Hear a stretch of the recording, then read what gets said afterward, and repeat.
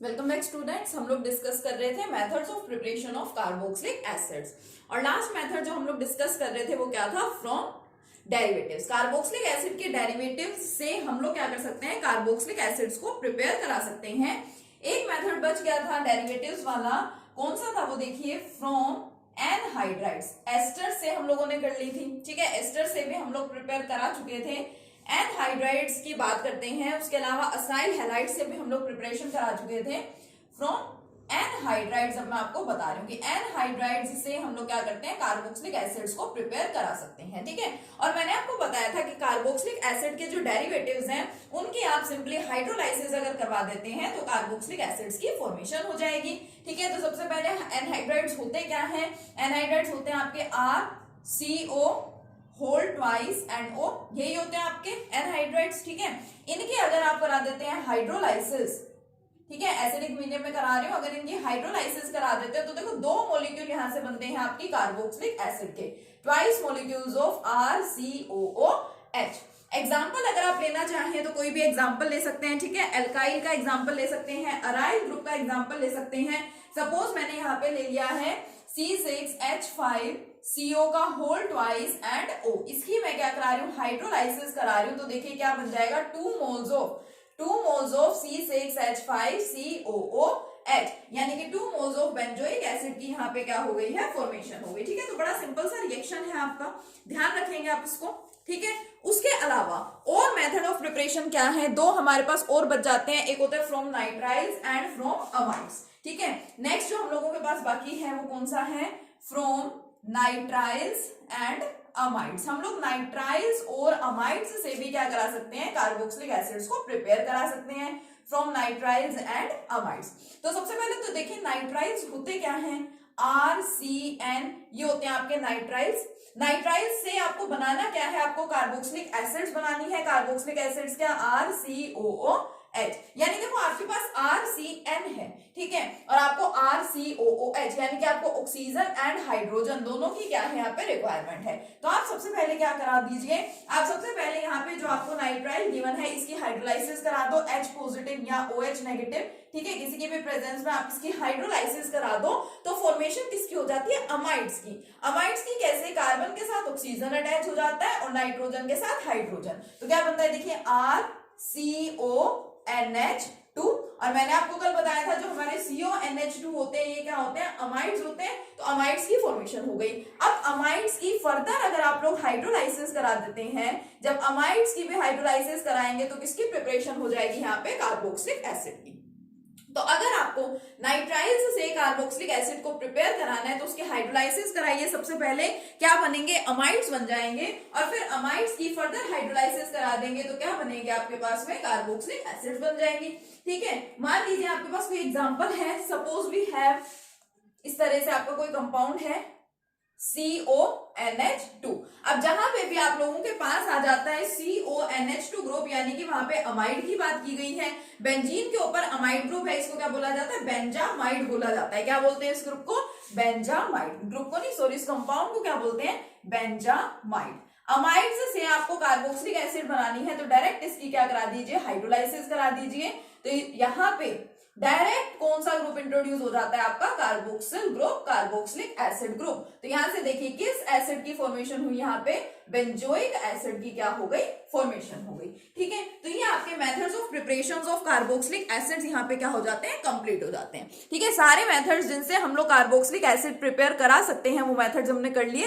अब हम डिस्कस करते हैं chemical properties of carboxylic acids.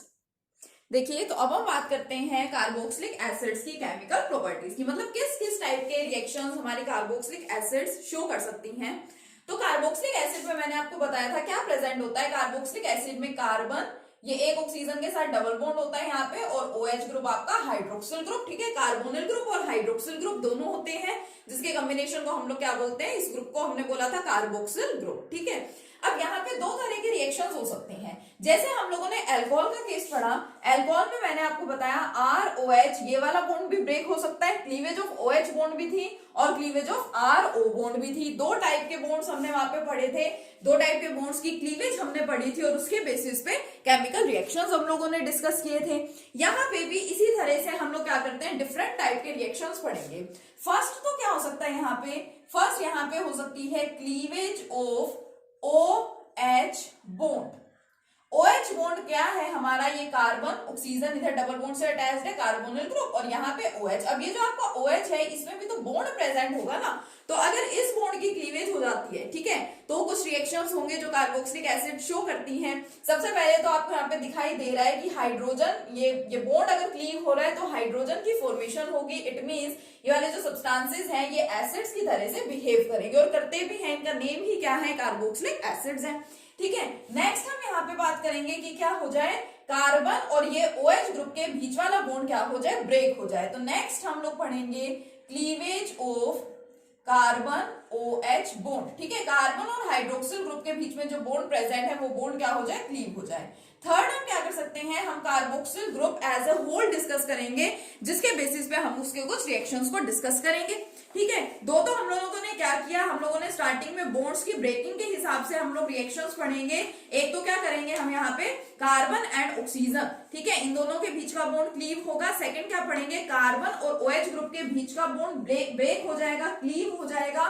Third हम लोग पढ़ेंगे जिसके अंदर कंप्लीट ग्रुप इन्वॉल्व होगा, रिएक्शंस इन्वॉल्विंग COOH ग्रुप, जहां पे हम इस कंप्लीट कार्बोक्सिल ग्रुप की बात कर रहे होंगे। ठीक है, रिएक्शंस देखेंगे तब आपको और बेटर समझ में आएगा। और फोर्थ हम लोग डिस्कस करेंगे सब्स्टिट्यूशन रिएक्शंस। फोर्थ कौन से पढ़ेंगे देखना अच्छे से, substitution reactions in hydrocarbon part. अब आप बोलेंगे हाइड्रोकार्बन पार्ट क्या है ना, substitution reactions in hydrocarbon part. अब ये वाला जो आपका पार्ट है, देखो यहाँ पे कोई ना कोई हाइड्रोकार्बन होगा, कोई ना कोई ग्रुप यहाँ पे प्रेजेंट होगा, एल्काइल होगा, अराइल होगा, कुछ भी होगा, मींस हाइड्रोकार्बन पार्ट तो प्रेजेंट होगा। उस हाइड्रोकार्बन पार्ट के अंदर कुछ हमें सब्स्टिट्यूशन रिएक्शंस पढ़ने होंगे। हाइड्रोकार्बन पार्ट में वहां पे कुछ ना कुछ रिप्लेसमेंट हो रही होगी या डिस्प्लेसमेंट होगी, कुछ ना कुछ सब्स्टिट्यूशन होगा। तो इस टाइप के रिएक्शंस हम लोग क्या करेंगे, डिस्कस करेंगे। तो सबसे पहले हम यहाँ पे पढ़ेंगे क्लीवेज ऑफ OH बॉन्ड। जब ऑक्सीजन और हाइड्रोजन के बीच वाला बॉन्ड ब्रेक होगा तो आप किस टाइप के रिएक्शंस वहां पे शो कर सकते हैं। सिंपल सी बात है, जब ऑक्सीजन और हाइड्रोजन के बीच वाला बॉन्ड यहाँ पे क्लीव हो रहा है, इट मींस आप हाइड्रोजन को क्या कर रहे हैं, सेपरेट कर रहे हैं। हाइड्रोजन आपकी सेपरेट हो रही है, इट मींस आप एसिडिक नेचर को शो कर रहे हैं। अब अगर आप कह रहे हैं कि ये वाला सब्सटेंस एसिड की तरह से बिहेव करता है, तो ये सब्सटेंस क्या करेगा, ये सब्सटेंस एक्टिव मेटल्स के साथ भी रिएक्शन शो कर सकता है टू रिलीज हाइड्रोजन गैस, और ये सब्सटेंस क्या कर सकता है, बेसिस के साथ भी रिएक्शन शो करेगा, क्योंकि हम इसकी नेचर कैसे बता रहे हैं, एसिडिक नेचर बता रहे हैं। तो फर्स्ट टाइप के रिएक्शन हम पढ़ते हैं, reaction with metals. Reaction with metals, ये जो हमारी कार्बोक्सिलिक एसिड है ये क्या करेगी, मेटल्स के साथ रिएक्शन शो करती है। किस तरह से, RCOOH, ये carboxylic acid plus sodium suppose हमने ले लिया, तो ये सोडियम क्या कर देता है, इस हाइड्रोजन को रिप्लेस कर देता है और खुद इसकी जगह आ जाएगा। अब यानी ऑक्सीजन और हाइड्रोजन के बीच वाला बॉन्ड क्या हो गया, ब्रेक हो गया, तभी तो ये हाइड्रोजन चला गया इसको छोड़ करके। तो सोडियम यहाँ पे आ जाएगा RCOONA प्लस हाइड्रोजन यहां से क्या हो जाएगी, रिलीज हो जाएगी। तो हम लोगों ने पढ़ रखा है कि जो सब्सटेंसेस एक्टिव मेटल्स के साथ रिएक्ट करके हाइड्रोजन गैस को रिलीज करते हैं, दो सब्सटेंसेस बिहेव्स एज एसिड्स। तो एक तो हम इस टाइप से इनका एसिडिक बिहेवियर पता लगा सकते हैं। एंड सेकेंड हम क्या कर सकते हैं कि ये कार्बोक्सिलिक एसिड है, इसका रिएक्शन किसी बेस से दिखा दो, तो देखो यहाँ पे क्या होगा, RCOONA, सोडियम सोल्ट ही बनेगा कार्बोक्सिलिक एसिड का, RCOONA प्लस साथ में फॉर्मेशन किसकी हो जाएगी, वाटर की। तो देखा जाए तो एक तरह से आपका रिएक्शन क्या है, ये न्यूट्रलाइजेशन रिएक्शन है, क्योंकि इस रिएक्शन में जो आपकी कार्बोक्सिलिक एसिड्स हैं, ये कार्बोक्सिलिक एसिड्स क्या कर रही हैं, वाटर के बेस के साथ रिएक्शन शो कर रही हैं for the formation of salt and water. Salt और वाटर की यहाँ पे क्या हो गई, फॉर्मेशन हो गई। ठीक है, अब देखो हम लोगों ने काफी सारी मिनरल एसिड्स के बारे में पढ़ रखा है। मिनरल एसिड्स का मतलब जो हमारी HCl है, जो हमारी सल्फ्यूरिक एसिड होती है, ये सब एसिड्स क्या है, आपकी मिनरल एसिड्स हैं। कार्बोक्सिलिक एसिड्स का भी एसिडिक नेचर है, but these are weak acids. ये क्या है, वीक एसिड्स हैं। These are weak acids as compared to mineral acid. Weak acids as compared to mineral acids. जो हमारी मिनरल एसिड्स होती हैं, लाइक HCl हो गया, H2SO4 हो गया, उसके कंपैरिजन में आपकी कार्बोक्सिलिक एसिड्स कैसी होती हैं, वीक एसिड्स होती हैं। ठीक है, but strong. As compared to alcohols and phenols. हम लोगों ने एल्कोहल्स एंड फिनोल्स का भी एसिडिक नेचर पढ़ रखा है। तो जो आपकी कार्बोक्सिलिक एसिड्स हैं वो मिनरल एसिड से तो थोड़ी सी वीक होती हैं, बट जो हमारे एल्कोहल्स एंड फिनोल्स है जिनका एसिडिक नेचर हमने पढ़ा था उनसे इनका मींस कार्बोक्सिलिक एसिड्स का एसिडिक नेचर एल्कोहल्स और फिनोल से क्या होता है, ज्यादा होता है। ठीक है, तो ये बात होगी इसके एसिडिक नेचर की। अब अगर मान लीजिए हमारी जो कार्बोक्सिलिक एसिड है उसके साथ अलग अलग टाइप के ग्रुप्स अटैच्ड हैं, मतलब जैसे ये हमारी कार्बोक्सिलिक एसिड है COOH, और आपको पता है यहाँ कोई ना कोई ग्रुप प्रेजेंट होता है। 2 टाइप्स के ग्रुप्स होते हैं, electron releasing group and electron withdrawing group. मान लीजिए इसके साथ प्रेजेंट है कोई इलेक्ट्रॉन रिलीजिंग ग्रुप, तो इस इलेक्ट्रॉन रिलीजिंग ग्रुप का क्या इफेक्ट पड़ता है on acidic nature of carboxylic acid. और एक मान लीजिए हमारे पास इसके साथ प्रेजेंट है इलेक्ट्रॉन विड्रॉइंग ग्रुप। एक जो हमारा कार्बोक्सिल ग्रुप है इसके साथ कौन सा ग्रुप प्रेजेंट है, कोई इलेक्ट्रॉन विड्रॉइंग ग्रुप प्रेजेंट है। तो हमें देखना है इन दोनों टाइप के ग्रुप्स का क्या इफेक्ट पड़ता है on the acidic nature of carboxylic acid. Simple सी बात है, कार्बोक्सिलिक एसिड्स उनका एसिडिक नेचर है, रिएक्शंस की हेल्प से हम लोग प्रूव भी कर चुके हैं। बट अगर electron releasing and electron withdrawing groups यहाँ पे आ जाते हैं तो इनके एसिडिक नेचर पे क्या इफेक्ट पड़ता है। देखो, इलेक्ट्रॉन रिलीजिंग ग्रुप क्या करता है, अपने इलेक्ट्रॉन्स रिलीज करेगा, किसको देगा, इसको देगा, सेंट्रल एटम को। इलेक्ट्रॉन विड्रॉइंग ग्रुप यहां से क्या करेगा, इलेक्ट्रॉन को अपनी तरफ विड्रॉ कर लेगा, अट्रैक्ट कर लेगा। और हमें पता है लेविस के अकॉर्डिंगली हम लोग पढ़ते हैं, जैसे हमने एनिलीन के केस में पढ़ा, अमाइंस के केस में पढ़ा, जहां पे lone pair of electrons present होते हैं उसको हम लोग लेविस बेस बोलते हैं, और जहां पे इलेक्ट्रॉन डेफिशिएंट सब्सटेंस प्रेजेंट होता है उसको हम लोग क्या बोलते हैं, एसिड्स बोलते हैं। जितनी ज्यादा इलेक्ट्रॉन की कहीं पे डेफिशिएंसी होगी उतना ही स्ट्रॉन्ग उसका एसिडिक नेचर होगा।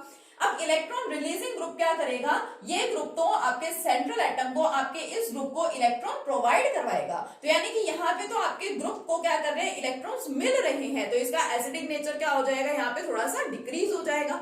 बट इस केस में इलेक्ट्रॉन विड्रॉइंग ग्रुप है जो कि क्या करेगा, आपके सेंट्रल एटम से, आपके इस कंप्लीट ग्रुप से इलेक्ट्रॉन्स को अपनी तरफ विड्रॉ करेगा, अट्रैक्ट करेगा, जिसकी वजह से यहाँ पे इलेक्ट्रॉन डेंसिटी क्या हो जाएगी, डिक्रीज हो जाएगी। Electron density decreases. अब इलेक्ट्रॉन डेंसिटी डिक्रीज हो गई तो क्या हो जाएगा फिर, एंड एसिडिक कैरेक्टर इंक्रीजेस। ये वही छोटी छोटी सी बातें हैं जो मेन पॉइंट है जिसका हमें ध्यान रखना होता है कि इलेक्ट्रॉन रिलीजिंग ग्रुप तो क्या करेगा, एसिडिक नेचर को घटा देगा, और इलेक्ट्रॉन विड्रॉइंग ग्रुप क्या करता है, एसिडिक नेचर को इंक्रीज कर देता है, बढ़ा देता है। एक और एग्जाम्पल की हेल्प से देखते हैं। मान लीजिए हमारे पास ये एक सब्सटेंस प्रेजेंट है, ठीक है, ये आपका मिथोक्सी है, और या फिर इसको ऐसे कर लो, ऊपर तो लगा दो आपका COOH ग्रुप और नीचे लगा दो OCH3 मिथोक्सी ग्रुप। ठीक है, एक आपके पास है simple benzoic acid, benzene ring के ऊपर COOH ग्रुप लगा रखा है, इट मींस क्या है, आपकी बेंजोइक एसिड है। और एक मान लो यहाँ पे क्या है, ये बेंजीन रिंग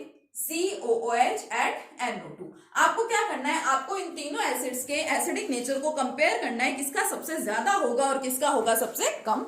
तो इस केस में देखो, जो आपकी कार्बोक्सिलिक एसिड है, ये जो सेंटर में दिखा रखी है, जो बेंजोइक एसिड, इसके साथ किसी भी टाइप का ग्रुप प्रेजेंट नहीं है, ना तो इलेक्ट्रॉन रिलीजिंग ग्रुप है, ना ही इलेक्ट्रॉन विड्रॉइंग ग्रुप है। ये आपका मिथोक्सी ग्रुप है, एल्कोक्सी ग्रुप है, एल्काइल ग्रुप यहाँ पे प्रेजेंट है, it is electron releasing group. ये तो क्या करेगा, इसको इलेक्ट्रॉन रिलीज करेगा, इलेक्ट्रॉन डेंसिटी यहाँ पे क्या हो जाएगी, बढ़ जाएगी, इट मींस एसिडिक कैरेक्टर यहाँ पे क्या होगा, सबसे कम होगा। यहाँ पे इलेक्ट्रॉन विड्रॉइंग ग्रुप है, तो ये क्या करेगा, इलेक्ट्रॉन्स अपनी तरफ विड्रॉ करेगा, अट्रैक्ट करेगा, इट मींस इलेक्ट्रॉन डेंसिटी घट जाएगी, तो एसिडिक नेचर यहाँ पे क्या होगा, सबसे ज्यादा होगा। बट सेंटर में जो हमारी बेंजोइक एसिड प्रेजेंट है, क्योंकि यहाँ पे किसी भी टाइप का ग्रुप प्रेजेंट नहीं है, तो इट मींस यहाँ पे जो आपका नेचर है, जो एसिडिक नेचर है, वो दोनों के क्या होगा, इंटरमीडिएट। इसका एसिडिक नेचर सबसे कम, फिर इसका, और लास्ट में इसका। ठीक है, ये है एसिडिक स्ट्रेंथ। तो वही सिंपल सा इफेक्ट है। अगर आपको अमाइंस का अच्छे से समझ में आ गया था बेसिक नेचर, तो आप कार्बोक्सिलिक एसिड्स के एसिडिक नेचर को भी अच्छे से समझ सकते हैं। ठीक है, तो ये आपके फर्स्ट टाइप के रिएक्शंस हो गए हैं, cleavage of OH bond. Next lecture में कंटिन्यू करेंगे अपने नेक्स्ट टॉपिक के साथ, नेक्स्ट प्रॉपर्टी के साथ। Okay, thank you.